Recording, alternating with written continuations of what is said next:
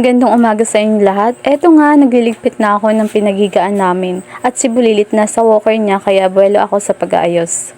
Sa araw na ito may pasok ako kaya mabilis ang ayos ang ginawa ko, ala flash lang, charot. Mabuti nga hindi pa nag-iinarte si Bulilit dahil pag umaga gusto niyan lumabas kaso ngayon hindi.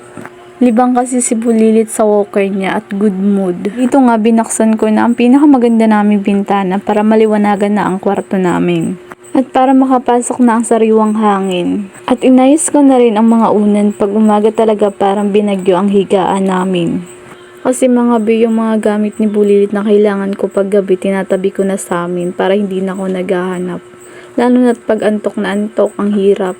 Kaya mas mabuti ng ganun naka-ready lang. Yung mga unan naman na kay Bulilit lahat nakapalibot sa kanya.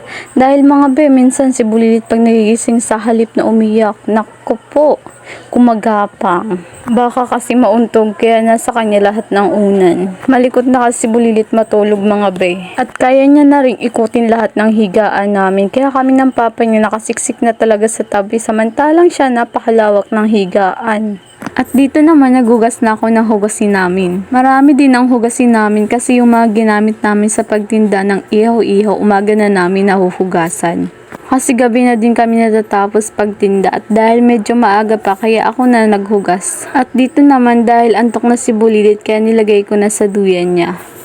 At dito naman nakapag-ayos na ako lahat-lahat kaya papasok na ako. Malapit lang naman ang bahay namin kaya tamang lakad lang. Maaga pa naman ito kaya chill-chill lang sa paglalakad. At dito nga nandito na ako sa trabaho kaya binuksan ko na ang pintuan. Nasa akin kasi ang susi nun. At pagpasok ko dito, sinimulan ko na ang mga gawain ko. Hindi ko na pinakita yung ibang ginawa ko dahil inabot na naman ako ng katam. Tamang print at edit lang naman ako dyan ng picture at encode na din. May time lang naman na madami kaming ginagawa, tas minsan naman wala. Kaya hindi din masyadong pagod. Tapos nung hapon sinama ko si Bulilit dahil busy ang tita niya. Kaya ayan tamang kalong lang kay mama. Thank you pala dahil pwede kong dalhin dito sa trabaho ko si Bulilit. Thank you po sa inyo. At nakakatuwa dahil minsan kapag may ginagawa ako, yung mga nanditong kasama ko, kinukuha nila si Bulilit. Sila muna yung nagbabantay. Kaya thank you po sa inyo. At dito naman nakauwi na kami. Tamang kulitan na naman mga hindi nawawala ng energy si Bulilit. Kaya minsan ako na lang yung nagso-surrender dahil sa sobrang kulit niya. Tingnan nyo naman si Bulilit oh.